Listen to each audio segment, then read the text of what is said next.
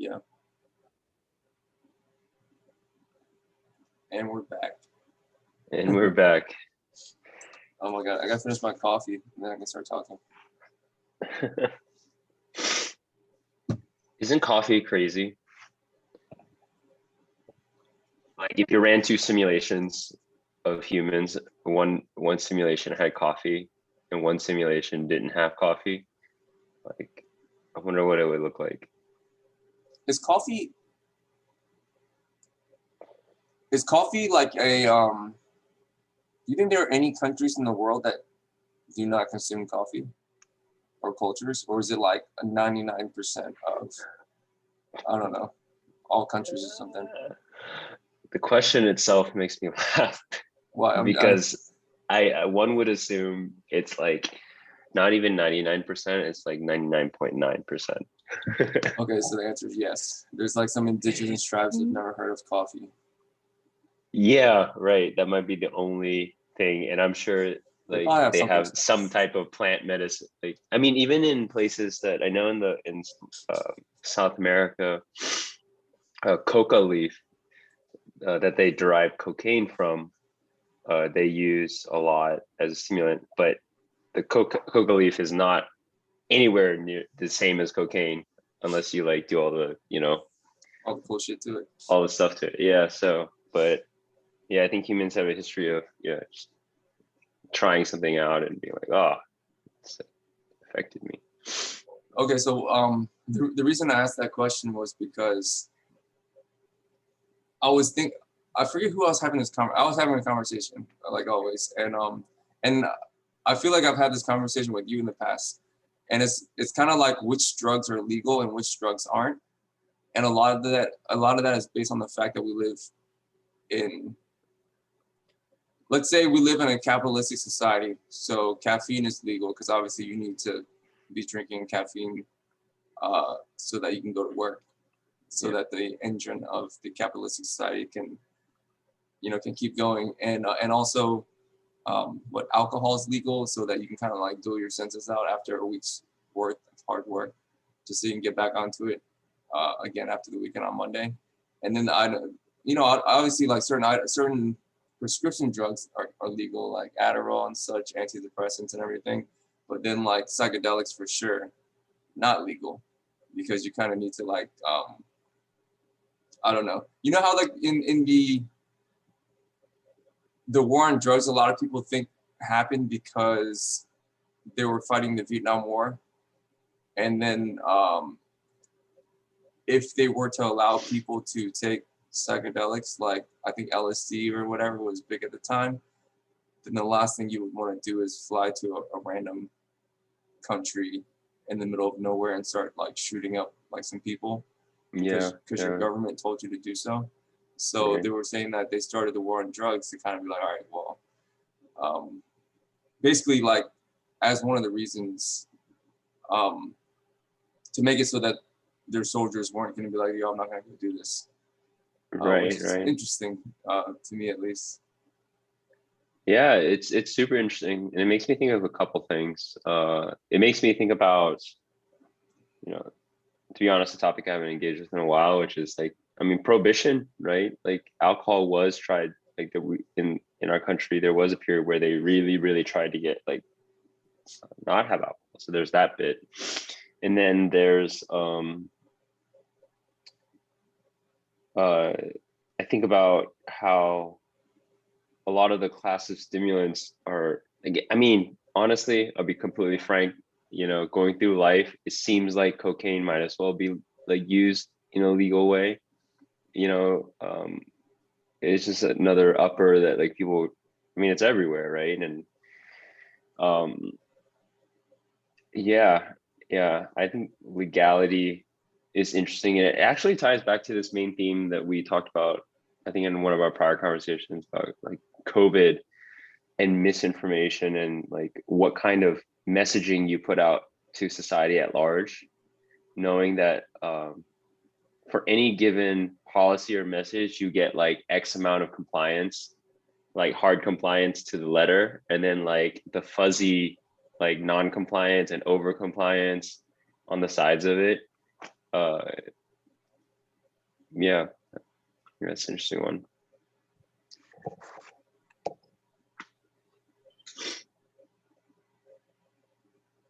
It must be a moving target, as far as what should be legal and shouldn't be legal. Because I think if you grow up in a society where, like, let's say alcohol was illegal, then you probably more likely want to go and get it. And then so at some point, it probably makes more sense to make it like something that you regulate as opposed to prohibit, like as like an equilibrium. Um, I don't know if I want to talk about drug use. Because I'm imagining us growing up, and it's kind of like I grew up in obviously in the same area that you did. I don't know if you ever did the DARE program. Yeah, I don't remember what it actually was. Was it just like videos and a person coming in and talking to us? Like I Yeah, think I definitely did DARE, but but I don't remember what it actually was like for us, like I in terms of specifically no, I specifically remember in third grade or something like a police officer came in and told us how bad drugs were, and like yeah. obviously we watched the video and answering any questions, and it was kind of like, yo, if you ever do drugs, like your life is over. Yeah. And I just remember like damn, I'm 100% never doing drugs. But then obviously the problem is, at some point, if you ever, I don't know, smoke weed or something like that, then you're like, oh shit, they lied to me. Yeah. And then that's when you start to get more curious, I guess. Right. But I would imagine if we grew up in a society where, like, I don't know, it's gonna be interesting, like growing up in a society where weed's like kind of like what cigarettes were when we were like younger. Because like, you know, I would grow up, I remember when I was like younger, I saw my dad smoking, and he used to smoke like a pack a day, but he quit when I was like 5 years old because he felt like it was a bad influence to us, and that dude literally quit cold turkey. But you know, in the back of my head, you know, you see your parents, like if you see your parents smoking cigarettes or like drinking like, you know, a few beers here and there, then you don't think it's like as bad. But like, you know, when society tells you like smoking weed is like, you know, obviously gonna make you like not a functional human being or whatever. I don't know, it hits a little bit different. Sorry, I don't know where I'm going with this. Yeah, I mean, there's definitely, it's the whole what's the effective environment, right, that acculturates you as you grow up. The funny thing about the weed thing, I don't know, there's this quote by one of Nixon's appointees, whatever, on the war on drugs, and it makes the rounds all the time on the internet, and especially in conspiracy forums, but it's not a conspiracy thing. And he outright says that like a part of their political strategy was to take weed, dope, right, and pin it on the inner city blacks and the left. Wait, he said that? Yeah, like it's like pull it up, Jamie. Right now, we're trying to get away from Joe Rogan, but yeah, no, it's not even like hidden conspiracy though. It's like explicit, like he outlines it. It's like, oh, we had this problem, so we like conjured up this and then pinned it on them, and like da da da, and then we made a war on drugs to like suppress it.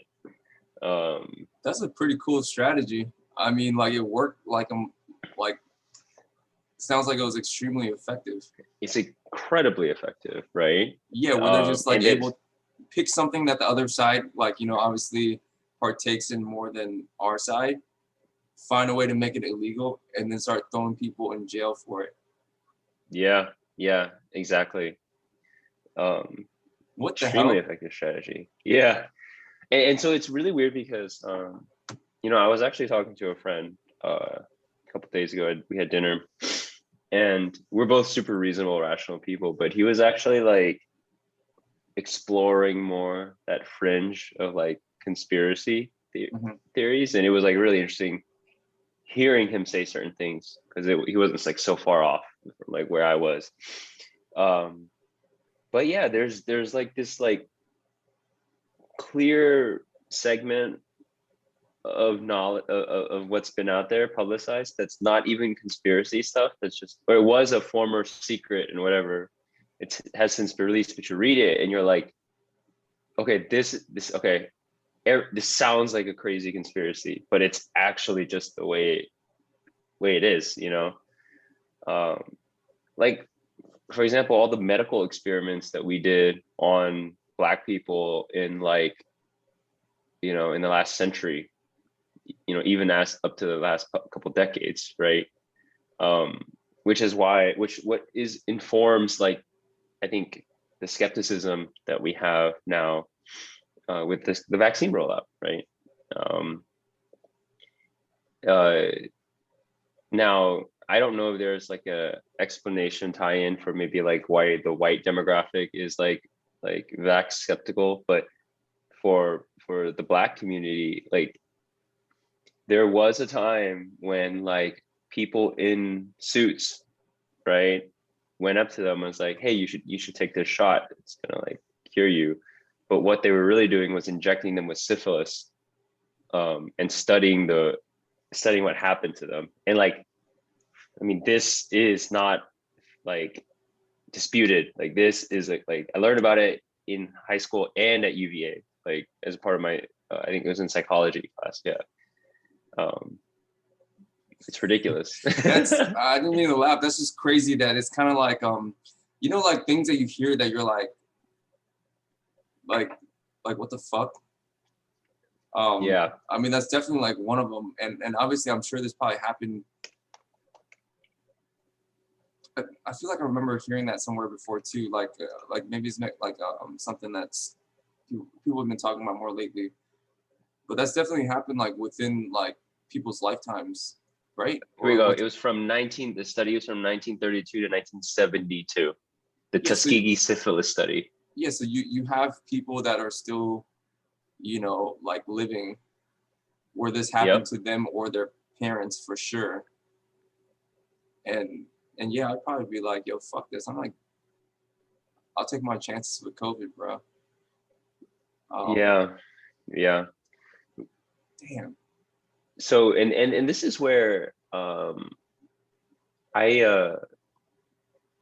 you know, I've grappled a lot with race conversation.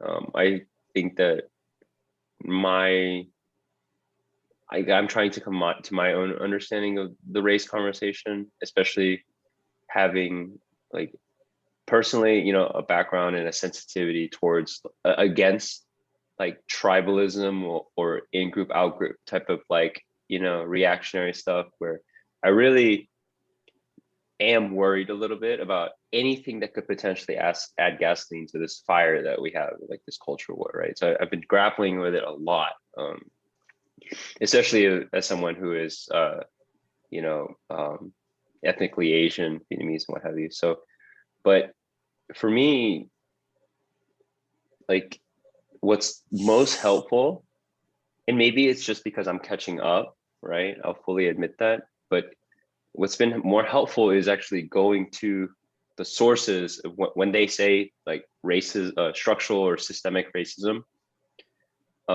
like pointing out those specific things, like this Tuskegee syphilis study, like that is like where it's so much more helpful to start there and then trace how, like you said, it ended in 1972. There's people out there who, like, you know, were abused, like, you know, by this. Like redlining is another one, and it's like so freaking specific that it makes it so that you can like trace it a little bit better and see the effects. And yeah, it's really problematic. It's really problematic, and it's, again, it's funny because I was so shocked that it was just sitting there on Wikipedia and like all the sources are there. I'm just like, okay, where like at what point, you know, does this get hazy a little bit? Like my skepticism comes in. It's like, no, that's just what it is. Like just so Yeah, I wonder if there's like a guidebook for like what like modern skeptical conspiratory inquiry would look like. Modern skeptical conspiratorial inquiry. Yeah. Sorry, that was like way too That's many the words. topic of the podcast, dude.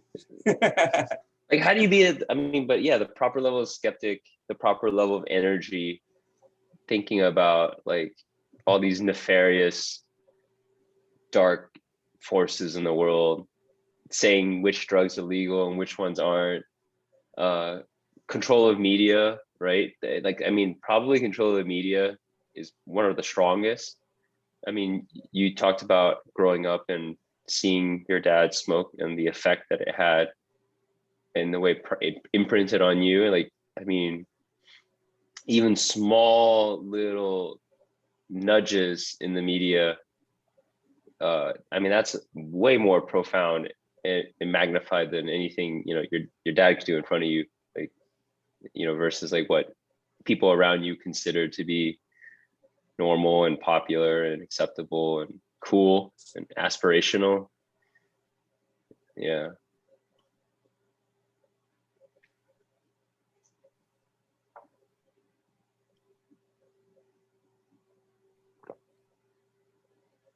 I'm So starting let's off. I'm starting off pretty slow this morning. By the way, I'm still trying to think of about a lot of the stuff you said. There's definitely some stuff in my head that I want to say, but it's not fully formed yet. yeah. When you're talking about like, what was that? The 4 words you used again? You said something conspiratorial inquiry, modern Yeah. something conspiratorial inquiry. Yeah. If you think about like the age we live in, we always circle back to this about how like information travels so much faster now. It's a completely different. I mean, like in college, for instance, I took 4 years of engineering writing with the same professor, and he had this huge thing where he's like, you have to go back to the first sources. You always have to go back to the first sources. And the one thing he taught me, and for every single one of the papers I ever wrote in his class, I used to have to go into. So it was engineering writing. So usually it was about like, you know, he'll ask a question like, oh, how did traffic lights start? And when they first started, what were the major problems that we faced? And he was trying to get us out of the mindset of like, you know, just typing it into Google and then reading like Wikipedia. And so he taught us how to go into like actual, so at UVA, the library's name is Alderman. So actual Alderman, go into the stacks where they keep like, I don't know, like the Newsweek articles from like 1907 when traffic lights were first introduced and what the engineers thought would happen. And then on the day when they turned them on, what actually happened and kind of like read the articles from the guys that were there the day of. And I suppose like, you know, that's considered the one true source of information. Like the guy that was there on the Wednesday, they rolled this thing out. What happened?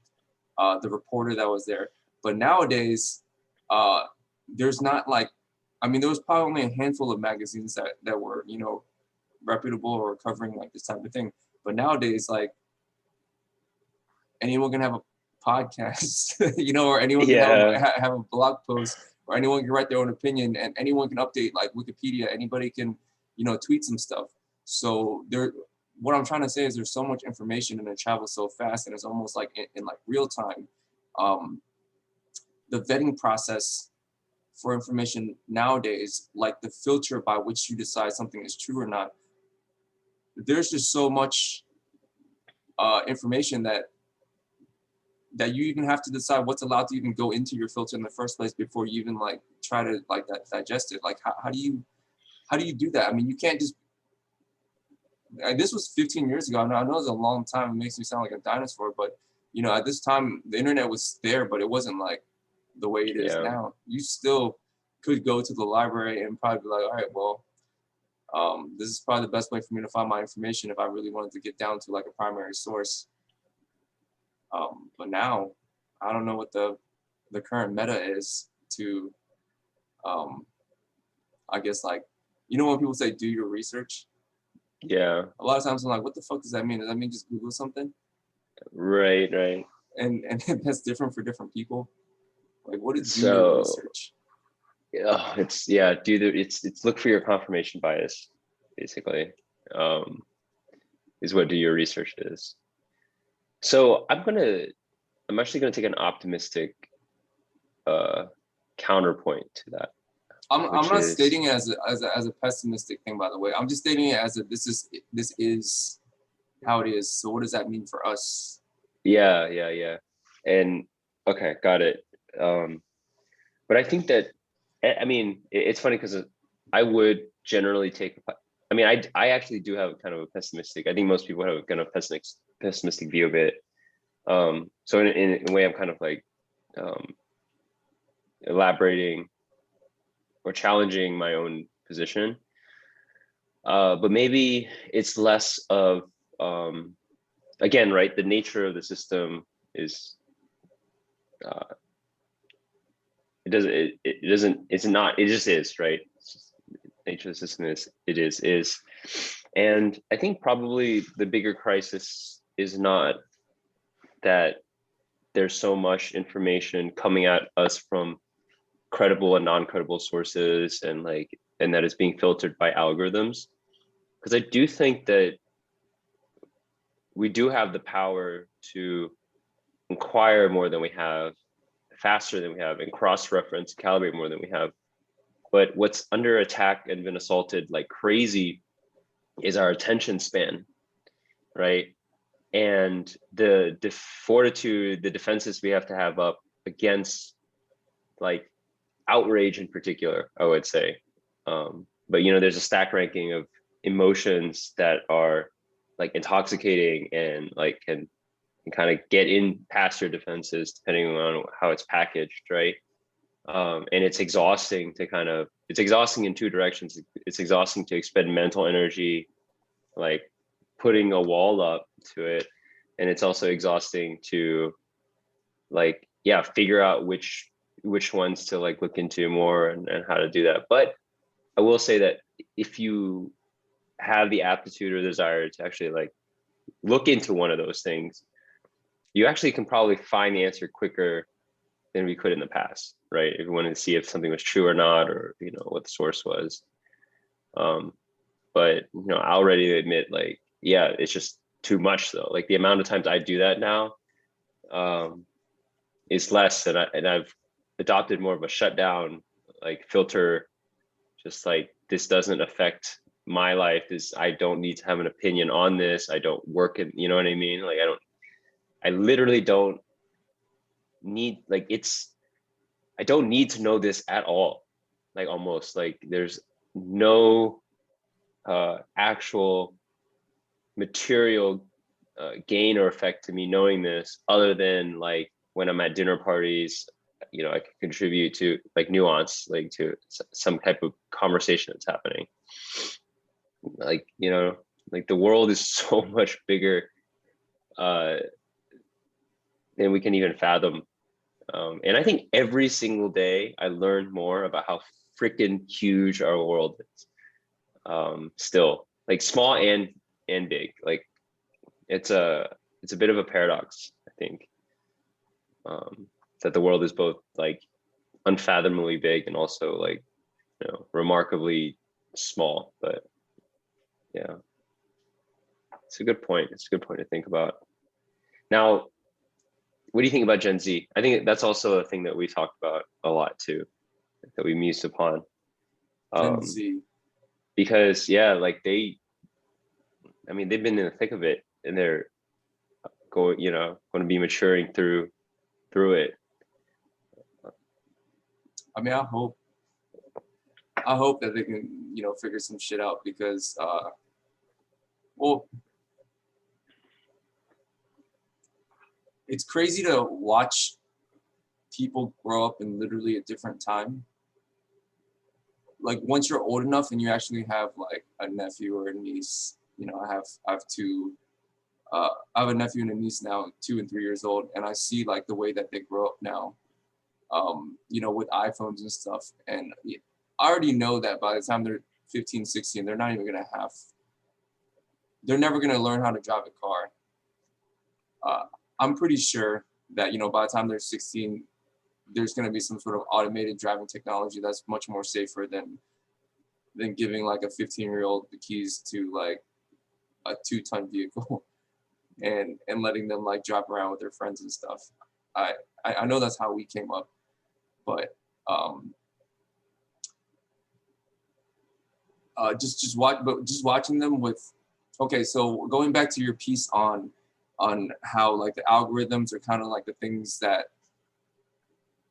decide what goes into our minds the most, our attention spans getting, like, I think you used the word attacked, Yeah. or bombarded for sure, and not understanding the mechanism around the mind and how that works. Like the people programming the cell phones to hit you with a notification anytime, you know, something comes up, they understand how to make these things more addicting. By addicting, I mean like, okay, what would get Hack's attention right now? And ding, and then it pops up on my phone and it's like, let's say a TikTok video that it knows I'm like 90% to get locked into for like 10 minutes if I click on it. And then you do that many times over the course of a day. And next thing you know, I just been on my, you know, the screen time thing that that tells you every day how, man, that mine is so bad. I don't know. I don't look at mine sometimes because I'm like, man, I just know it's gonna be. I'm just Likewise. gonna be sad. Yeah. Likewise. But like, but saying so, like, I think I know a little bit more than the average like person living in this time about how your attention kind of works, how it can like get assaulted, how the people that program phones and stuff like that make it distracting on purpose because they want you to spend more and more time on your phone, because obviously if you spend more and more time on your phone, that phone is more valuable to you. It becomes like, if you, like, for instance, you forget your phone at home one day, I don't even know if that's even a thing if someone ever forgets their phone at home anymore, because they probably can't exist in society without their phone anymore. But you forget your phone at home one day and it feels like you like left like a body part at home. You know, it feels like you left like something that belongs with you at home. And then so, you know, as this gets more integrated, like obviously the people designing the phones are trying to make them more and more addicted. They understand the mechanisms by which our attention works and why it works that way. They take full advantage of it. And obviously, let's say you're a child like Gen Z. Say you're 5 years old and you have a cell phone, or you're 10 years old. You don't know how that shit works. You're like, oh, cool, TikTok. Oh, cool, another TikTok video. Oh, cool. And then next thing you know, like, that's what you're doing. And that's what you're used to doing. So watching Gen Z grow up in this time is super interesting to me. I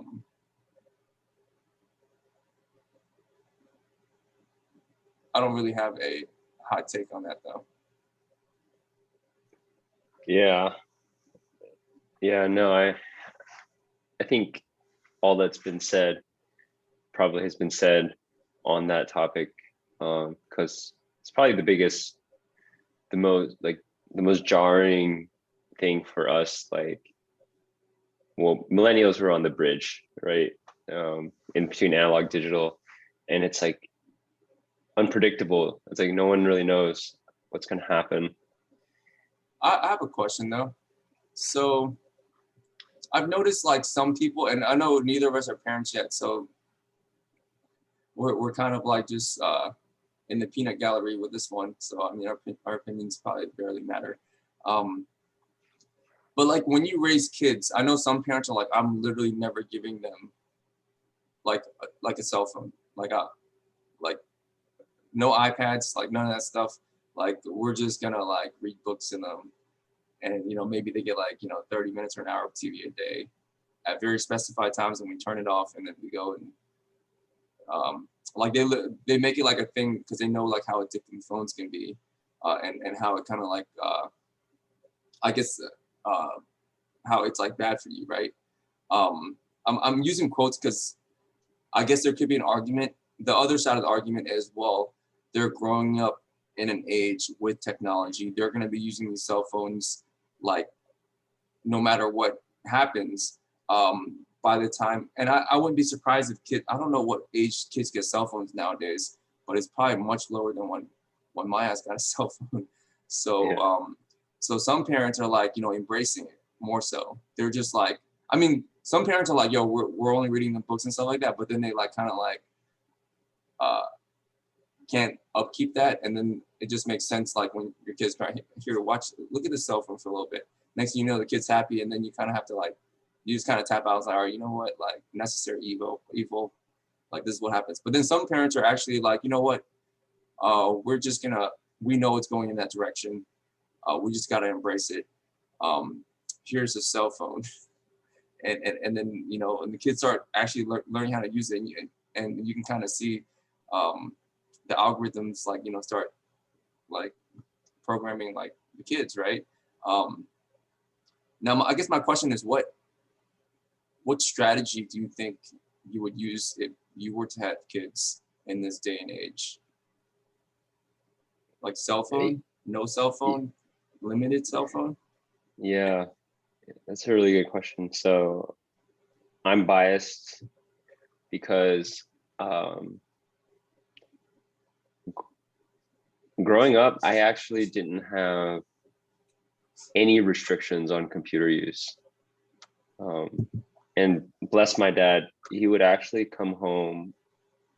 He was actually assigned an office computer, a work computer, which would be pretty, fast at the time whenever it came out. And he would just give it to me and let me use it free.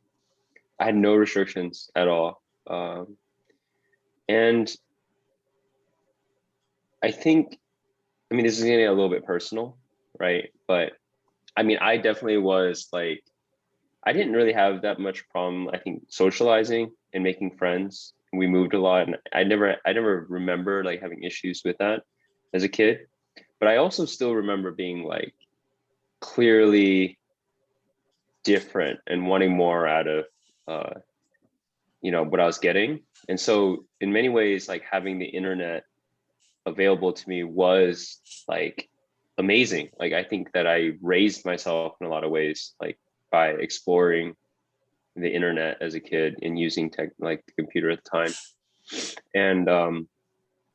And when I look back at my life now, actually, and look backwards, like I can't imagine that I would have had anything that I have right now if it weren't for that. Like it's very obvious sometimes when I'm working with colleagues, like the fluency that I naturally have with technological systems versus them, like even like people our age, right? Just like the small things, like little small moments. And I even got my whole career because in my first job, I realized that they needed design work.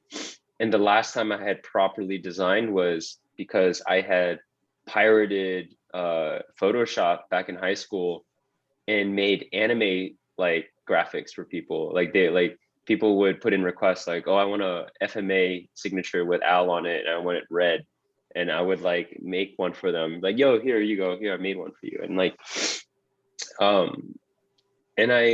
and now that I work in technology and product, I'm just like, this was like the inevitable end for someone like me to, you know what I mean? Like being able to like immerse myself so much. So I think that there is certainly, to your point, like a real competitive advantage in letting your kid be the best in this new like landscape, right? The most fluent, the most adapted, the most adept.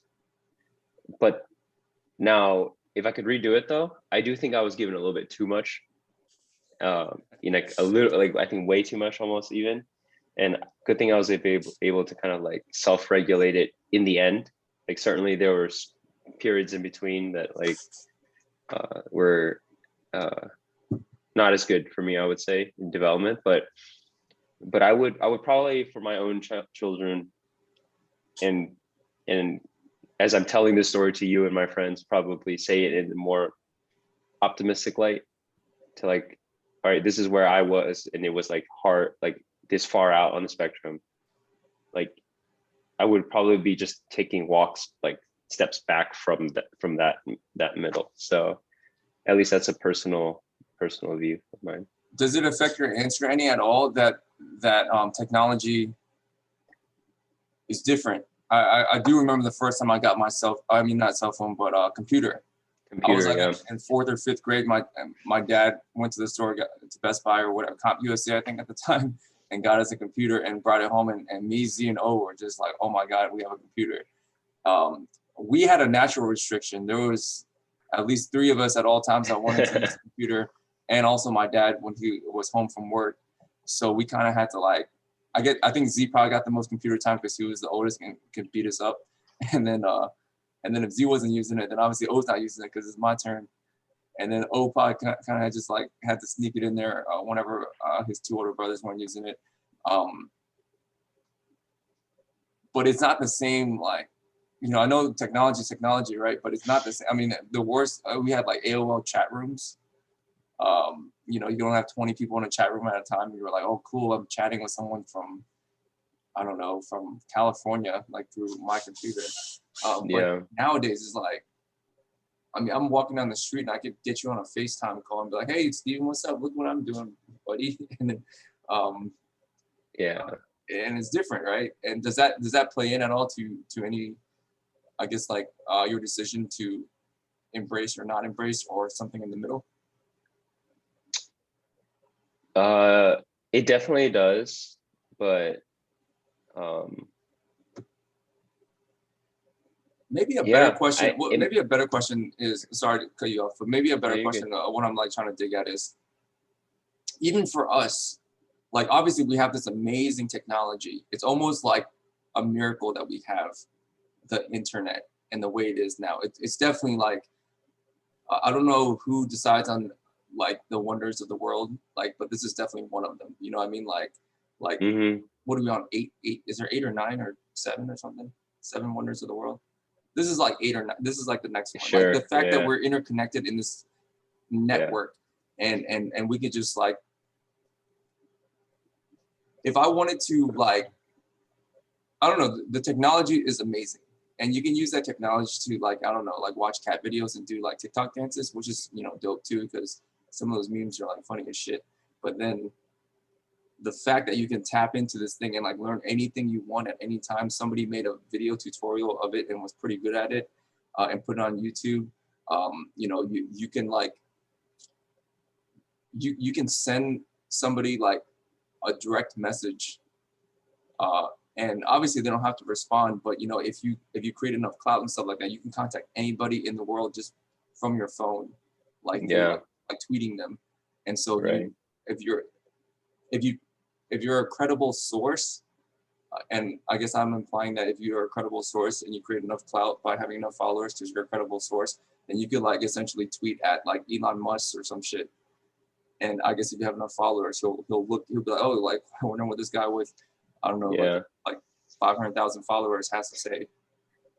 And to me, that's crazy. You could just do that. That's like a normal thing. You could just, I don't know, man. It's, I don't even know what question I'm trying to ask anymore. A couple of things. I do think that there's a relativity at play, because if you did, I mean, I don't think we could take it for granted. Like, even if we went back in time and looked at technology from our parents' point of view or people's point of view at certain points, it was probably just as scary and unfathomable. I mean, I'll be honest, like, my parents don't actually know stuff that I got into, the things I was like finding on the internet, the people I was talking to, you know what I mean? Like, if they knew, like, we know more than our parents did, right? Like looking down, like looking, and if they knew, that they would probably be just as freaked out, you know, and like how ridiculous that is.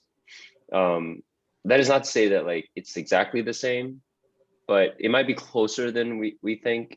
And the second thing that you brought up, I found a little bit a fun thing to think about, and this is a bit of a pivot, but I am a bit of a like technocrat, like technologist, you know, that in my core about, and I was thinking about how funny or weird it would be. Like I've always played with the idea of like, we don't really have any cultures or societies or nations that quote unquote worship technology or like idealize like technology is not a spirit or an energy or a mythos or an ideal in itself, but what if it were, right? Like what if it were, like how would it change our psyche collectively to see technology in this mythical way? Because it is like, I mean, you can't convince me that it's not like almost this mythical like supernatural permeation at this point, right? That rules us. And one thing that I think we often forget, I certainly forget, is that this thing that's happening right here is enabled by hardware. Like, you know, when AWS went down like a couple years ago, like 80%, like 80, 90% of the world is on AWS. And those servers are like 20 minutes from you somewhere in Ashburn, right? Like X amount of the majority of the internet's data centers are like in this part of America, in this region or whatever. Like that is a physical manifestation of what this actually all is. And imagine if like that was actually like, you talk about the wonders of the world, like there was a monument there, right? Like just like we have all these monuments, like this big mega monument that signified the like this human, yeah, like achievement, accomplishment that stands there, this monolith. And I would say it'd be deserving of it, and it would be deserving for people to like see that. And so, which also brings me another topic that I really enjoy thinking about, which is yeah, the psychological significance of being able to see a big monument, right? That's why I'm not a city person, right? I've been raised suburban, but like I've always been enthralled, intrigued by cities. Now I live in a city, and I always like there's something psychological by seeing things that arise and build up, like, you know what I mean? Like literally, I think I'd be interested about any culture who doesn't see up as good, right? Up as like rise, like, you know what I mean? Like in terms of cardinality of direction, like up. And so when you see like this huge building, right? And you see how high it goes, and like the richest person gets the topmost penthouse. So anyway, I'm jumping on in a lot of places, but like, so this idea that, yeah, we have structures that come up around us, and they represent what's important. They represent like growth. They accept, you know, all these things, like so many things come together to do it. And I'll wrap it up just to say that, like, yeah, like I think it's all to say that I think symbols are super interesting, right? Like symbols, like which ones are meaningful, which ones we collect around, and the imprints of symbols are super cool. Like, yeah. So I think yeah, you said a lot there. the coffee's hitting. I like the metaphor of up is good. It's a cool idea just because within our society, there's obviously a lot of underlying metaphors that just become part of the language, and it's easy to just forget that. And up is good is definitely one of them. And obviously, like the corollary is probably true too. Down is bad. Yeah. But yeah, that's interesting. When you were saying that piece about how like you like being like, I forget how you said it.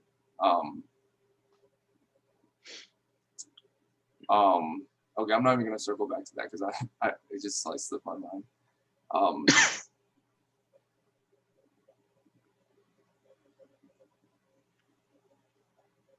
I'm like really slow this morning for some reason. I didn't take enough. So I almost want to unpack that. I was actually thinking about like earlier in the conversation, I wanted to unpack that because actually in our last conversation, what I mentioned to you is that like, I thought that this podcast, the accountability piece, like it was actually a really good mirror for how well I was doing in life, right?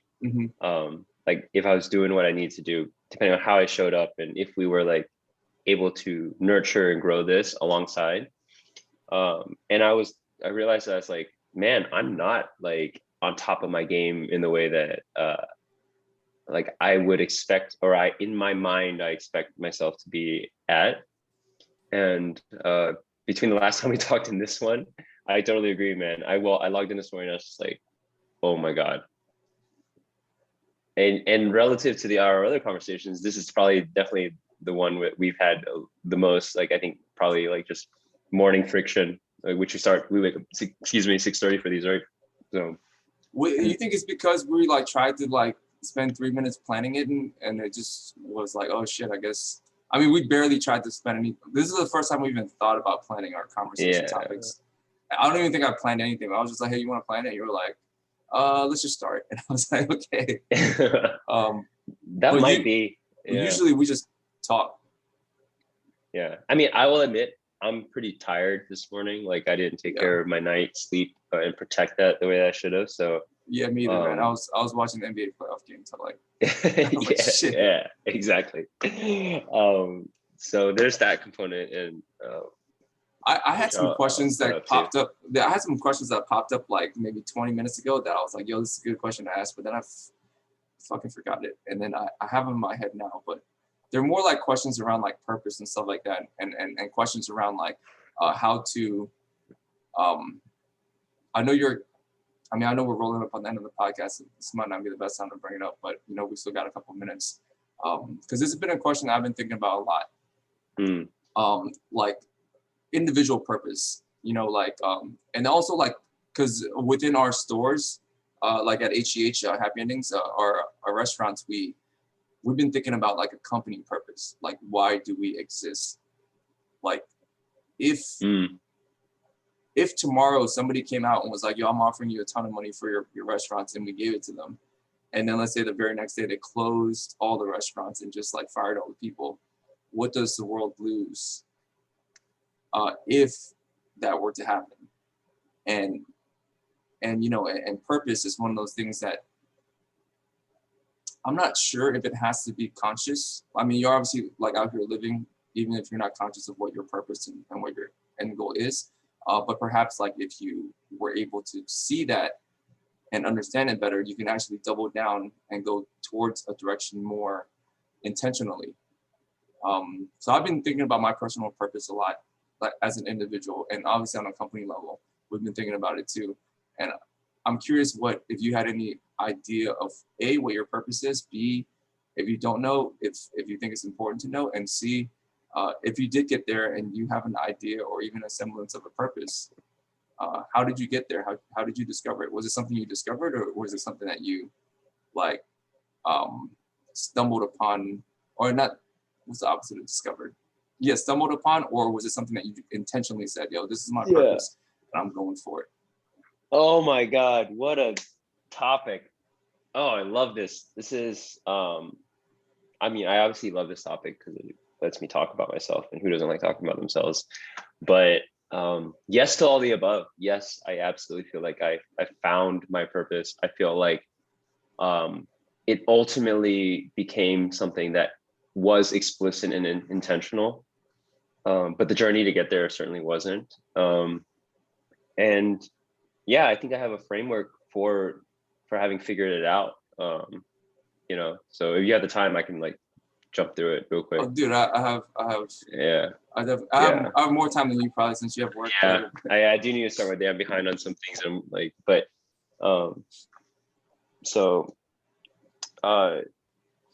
yeah, I think that to answer the first question you had, is that I actually think that purpose has to become explicit, and that is a part of the like fundamental journey for a human being.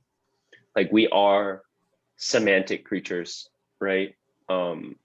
Like, there are certainly, you and I know that there's subconscious truths and things without it becoming like spoken. But I do think that in our realm, it's not real until it becomes spoken or verbalized in some way, like turned into words, which is why I think it's very significant what we're doing here, like constantly turning in things to words, right? Doesn't mean that anything is less true or less doesn't exist as much, but really that's the medium that we are in, like you and I. So, and like a way of turning the subconscious into the conscious. Now, I think the key to that, and we also go back to this theme, is suffering. You know, and intimately understanding, like this journey, this walking home, right? That Ram Dass talks about, like the walking home towards death. Like death is, we're all walking each other back home, which is to death. And in that journey, all the suffering, all the adventure that it is to get there, right? But so to localize it back to myself here, I suffered a lot unnecessarily in my mind growing up, right? And asking all these questions, you know, raised Catholic and had to ask yourself, like, if there's a God, then why is there all this like fucked up shit in the world?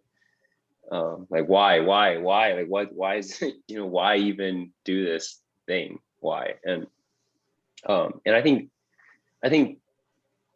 that's fertile ground for purpose and fulfillment to come out, right? To grow out of that doubt and uncertainty. But for me, it was, I think, the realization that all humans to some degree grapple with this existential question of why are we here? It's probably the most important question. And I think that I have a loose understanding of what that answer is, based not on any merits of my own, but from reading and exploring what other people have done when they try to answer this question. So it brings you into spirituality, philosophy, and all that, what have you. Like, what are the things that you should do to point yourself in that right direction? And so I realized, having grasped this like loose truth in my mind, like this answer that I've been looking for, like how to now share that, right? What do I have in myself that makes it so that I can now share this outwardly? And so I came up with my mission statement, which I've posted and shared sometimes before, which is inspire others. So there's that mechanism of like sharing out, right? And because I think that when it comes to teaching and sharing, it actually is only inspiration, right? That you do it by. Like, you don't actually teach someone something or like whatever. It's like it's something that happens inside of themselves. Like, they have to make it their own. They have to, like, you ever try to get someone to do something, they, you know what I mean? You can't make, it's a whole another human being, right? And so you have to inspire others to find peace. I think that's the ultimate goal in whatever it is that you do in life, right? To find peace in everything you do. Peace is like, you know, it's a common thread across all the different religions. Do good, right? To have some kind of positive effect onto the world, whatever that may be. And then finally, the third one is, and to have fun, right? Like, it's like, I think play is one of the fundamental truths of our existence in humanity too, right? Is to like extract out the entertainment piece of being alive. No matter how hard your life is and how serious it can be at times, that that you can still have this sense of levity to it, that you know, that we it's a joke. I also say oftentimes, like if you inquire, do go down this path and you do all this research and you get all wrapped up in it, and if you at the end you don't just like take a look at it and just laugh at how ridiculous this whole enterprise is, then I don't think you've grasped it, right? Like enterprises in life. Of life, the enterprises of life, like the whole thing of what life is. Like if you haven't like realized that the ultimate answer to life is to laugh, I would argue that you're kind of missing the point. And then I close out that purpose with through my own example, right? Through my own example. So you kind of loop back to the inspiration piece. So it's inspire others to find peace, do good, and have fun through my own example. So I have to live that, and ultimately by just being that, I will impart and create like a gravity around that can help align this feeling that I found, right, that I discovered in myself, that I think that should be shared as widely as possible. And so yeah, that kind of became my purpose, and it came out of, again, like, a dark, depressive, existential inquiry of like, why the hell should we be like even do this life thing? Why should we even like try, like all that stuff? So so I think that's where I've gotten my purpose nailed down to, which has an educational bent to it. I think like I just went and taught 2 classes for Muay Thai yesterday, and I don't do that as often as I used to, or as much as I'd like. And God, like, I mean, I got so much energy from that. And that's another one of the rules of life, right? You give to get, you have to give. And it defies logic, right? Like we tend to hoard and pool and like think that, back to the zero sum stuff, that we give something, we lose that, another one and get. But like, there's a lot, like some of the deepest purposes and fulfillments in life as a human are, for some reason, you give something and it comes back to you, and it comes back to you with like interest, like life takes it and it makes sure that it gives you like back your cut, right? But you have to like give. And so so find what it is that you want to give. I think, God, like, I don't know, giving, you can give so many things when you think about it. And then find and give it. And I don't know, I guess that's another way of like summarizing what I feel like purpose is or should be. So and so anyway, I don't know, make it a little bit more specific, right? Like obviously things that I'm really interested in are spirituality, fitness, right? That stuff. So that's the stuff I try to export out. Like, yeah.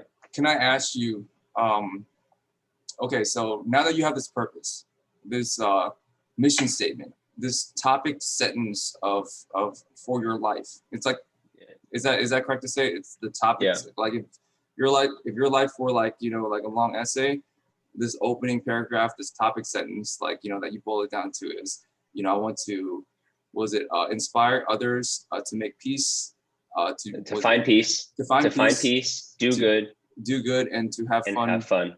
Yeah. And through my own example. This is your topic sentence. Now, and this is just for my clarification. I like asking questions, if you couldn't tell. But is that something? Real quick, I try to do that. I try to do the what would hack to thing all the time in terms of asking questions. Like I kid you not, I do that all the time in my head. I'll be like, yeah, I'm gonna try to play devil's advocate. No, I'm just kidding. Yeah. So okay, so like, if that's your topic sentence, is it something that like, okay, so I know, like, for instance, for our company purpose, why we exist. A lot of times that has to get discovered because you can't just go out. Well, I guess you could go out there and just have a statement and just like rally around it. But sometimes your company's already doing something, and then all of a sudden you're like, oh wait, we should probably have a purpose that we're aiming towards. Like, put it into words so we can actually align, all 200 of our employees marching towards this one purpose. Like we already exist, whether or not we have a purpose statement. So now rather than coming up with one, because sometimes you can't just be like, yo, this is what it is. We're already doing something. So a lot of it's like half discovery, but also half like, coming up with one. And I know for a company, it's very, okay, I don't know this for sure, but I mean, the reason you have one is because it helps aim at like some future point that you want to get to, but also like it aligns like daily actions kind of, or it should, because I mean, if you're ever going to get to this future point, you need to like be doing like the day-to-day shit to help you like get there. And a lot of times purpose isn't something that you ever like get to. I don't know if get to makes any sense. Like you're never gonna be like, all right, today I did it. Like I finished inspiring people and doing good. Like it's you could literally be doing this every day for the rest of your life until you die. Do you find it hard to like kind of like remembering what you're aiming for as far as like this target like way in the future, but then being able to bring it back into like what your 5-year goals are, or 3-year goals, 1-year goal, 1-month goal, and then like today, like what the fuck are you gonna do today? And then in turn, what are you gonna do in the next hour after we get off this podcast? Probably go to work, but like yeah, absolutely. Yeah, I mean, if you're not forgetting, then your purpose, your goal is not big enough, I would contend. It has to be big enough, it has to be enough of a challenge. And so I have many metaphors for life. One of my big prevailing metaphors is a simple hike, honestly. It's nothing more than a hike, right? So let's say you're at the foot of a mountain, and from the bottom, you can see the peak, right? You can even see all the clouds around the peak. Like you can see the top of the mountain, and you can like maybe see some of the outcroppings, and like maybe someone told you like what you can expect on this hike. But then you start to go through that hike. Well, what happens? There's trailblazers and markers. Sometimes it's very clear. Meet people along the way, right? Whatever. And sometimes it's like, I have no idea where the hell like I'm supposed to be going here. And sometimes like you are completely in the forest and you lose sight of the peak, right? And you're doing these switchback and you're like only, and then after you come out of the forest and then you walk out a little bit outside where you're like, oh, you're at a viewpoint, and then there's no more trees here. So then you can see the peak again. You're like, oh, that's like what I was going for. And you're like, you know what I mean? But in those moments where you are like trudging and you're literally just focusing on not like tripping up on this rock right here, that you still remember what you're like, you're trying to go to that peak, and so having that goal, that knowledge that you will forget, and your attention will be taken away, and you will get lost, and you will get tired and annoyed and all that stuff, and you will need to take breaks, but yeah, getting up to that peak. And so now, yeah, I mean, I think that the ultimate peak you never really will get to, right? The ultimate peak. But in life, you're going to be scaling arriving at certain peaks, and then going on to the next thing. Like, and then you ask yourself, now what, right? You finish high school. Like, let's say your goal is just to get top of Old Rag, which is a hike near us. You finish that. It could be a really big goal for certain people. You get that, and then what's next? Like you can get up to Everest even, and what's after that? So there's always going to be bigger mountains and bigger things, but I don't know. You just keep upgrading. You just keep remembering, and you like. I mean, I fought in Thailand. I thought that was a big peak, but I definitely was like, what's next? And what now? Like, what the hell? Like, I've already done this mountain. It was like a 4-year mountain for me. And you definitely forget, but I don't know. That's where the visualization is really important, right? The power of human imagination is like nothing else that exists in the animal world. The crazy rich stories that we can invent just by closing our eyes and just thinking about it. That's what helps, I think. Power of imagination, visualization. Yeah, I love the metaphor, like walking on a mountain, seeing the peak, but then you can't see the peak all the time, but you just gotta know you gotta take the next step. and trust that the next step is going to get you to the top of the mountain. Obviously, it's a little bit easier on a mountain because it's like a physical thing. You can like, oh, like I'm going up. So obviously I'm gonna get there at some point. Going up, yeah. But yeah, I think that's a good, damn, I should have opened the podcast with, hey man, what do you think purpose is and how do you like find it and shit like that. But instead I opened with, what is coffee? Do you think all coaches drink coffee? And that devolved into a conversation around like, I don't even know what the fuck we were talking about, drugs, psychedelics. Hey, well, to be fair, you were just saying, I gotta drink my coffee, and then I chose to run with that. So yeah, maybe I should take my Adderall earlier next time. All right, I know we're going over on time, and do you want to do a quick retro, and then let's do it. Yeah, we'll pursue our purpose for the rest of the day. Yeah, let's do it. All right, let me stop recording.